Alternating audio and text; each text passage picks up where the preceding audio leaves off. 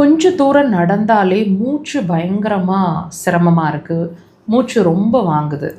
இந்த மாதிரி சிரமத்தில் இருக்கீங்கன்னா இந்த பதிவு உங்களுக்கானது.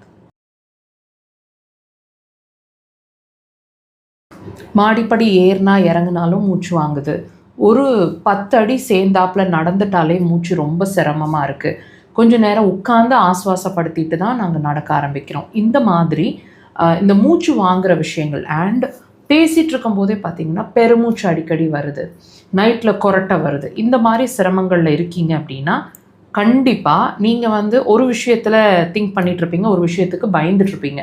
இந்த நடந்தாலே மூச்சு வாங்குது அப்படின்னா இது இருதய சார்ந்த விஷயம் அப்படிங்கிறத தானே யோசிச்சுட்ருக்கீங்க. அதை தாண்டி கண்டிப்பாக இது நுரையீரல் சார்ந்த விஷயம் அப்படிங்கிறதுல மாற்று கருத்து இல்லை, அதில் நம்ம கிளியராக இருப்போம். இப்போ நாங்கள் நிறைய பதிவில் உங்களுக்கு புரிகிற மாதிரி எக்ஸ்பிளைன் பண்ணுறோம். ஒவ்வொரு சிம்டமும் வியாதி இல்லை, வியாதியோட அறிகுறி அப்படின்னு சொல்லிட்டு. ஸோ இந்த மூச்சு வாங்கிறது அப்படிங்கிறதும் ஒரு வியாதியோட அறிகுறி அப்படின்னா உங்களால் நம்ப முடியுதா? ஆமாங்க, இது நாங்கள் சொல்லக்கூடிய கான்செப்ட் டோட்டலாக உங்களுக்கு ஒரு ஒரு ஆச்சரியமாக இருக்கும், வியப்பாக இருக்கும். உங்களுக்கு இப்போ இந்த மூச்சு வாங்கிட்டு இருக்கிற பேஷண்ட்ஸாக நீங்கள் இருந்தீங்க அப்படின்னா கண்டிப்பாக நான் சொல்கிற விஷயம் உங்களுக்கு பொருந்தும். டெஃபினட்டாக மோஷன் சார்ந்த, அதாவது மலக்குடல் சார்ந்த பிரச்சனை உங்களுக்கு இருக்குது. வாட்ச் பண்ணி பாருங்கள். என்ன இருக்கும், கொஞ்சம் நாளாக இருக்குது, இந்த மூச்சு வாங்குறது கொஞ்சம் நாளாக இருக்குது, கொஞ்சம் மாதமாக இருக்குது, அல்லது அடிக்கடி என்னை பாதிக்குது, சில வருஷங்களாகவே நான் இதில் பாதிச்சிட்ருக்கேன் அப்படின்னா அப்போது மோஷன் டைம் இல்லாமல் போயிட்டுருக்கும், அடிக்கடி போகிற மாதிரி இருக்கும், 2-3 தடவை போகிற மாதிரி இருக்கும்.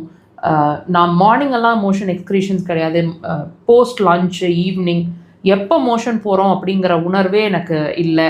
ஸோ அந்த அன்டைம்லி மோஷன்ஸ், இந்த மாதிரி விஷயங்கள் இருக்கும். சில நேரங்களில் டென்ஷன் ஆனீங்கன்னா மோஷன் வந்துடுற மாதிரி ஒரு உணர்வு இருக்கும். சில உணவுகள் அடிக்கடி ஒத்துக்காமல் போயிட்டு லூஸ் மோஷன்ஸ் ஆகிடுற மாதிரி இருக்கும். இந்த மாதிரி ஏதாவது ஒரு பிரச்சனை இருக்கும். தாண்டி அதெல்லாம் இல்லை டாக்டர், எந்திரிச்ச உடனே நான் மோஷன் போயிடுறேன், 3 மணிக்கு எந்திரிச்சாலும் மார்னிங் மோஷன் போயிடுறேன், 6 மணிக்கு எந்திரிச்சாலும் அதே தான், இதுவும் பிரச்சனை தாங்க. ஃப்ளேட்லன்ஸ் கீழ் வழியாக நிறைய காற்று பிரிஞ்சுட்டே இருக்கும். நீங்கள் இந்த சிரமங்களில் ஏதாவது ஒன்றாவது உங்களுக்கு இருக்கும். தயவு செய்து வாட்ச் பண்ணுங்கள். இப்போ நான் சொன்ன விஷயத்துக்கும் உங்கள் மூச்சு வாங்குறதுக்கும் என்ன சம்மந்தம்னு தானே யோசிக்கிறீங்க. கண்டிப்பாக இந்த பிரச்சனைக்கும் உங்களோட மூச்சு வாங்குறதுக்கும் டைரெக்டாக சம்மந்தம் இருக்குது. இதை நம்ம அக்குபஞ்சரில் ஈஸியாக தீர்க்க முடியும். கண்டிப்பாக ட்ரை பண்ணுங்கள் அக்குபஞ்சர்.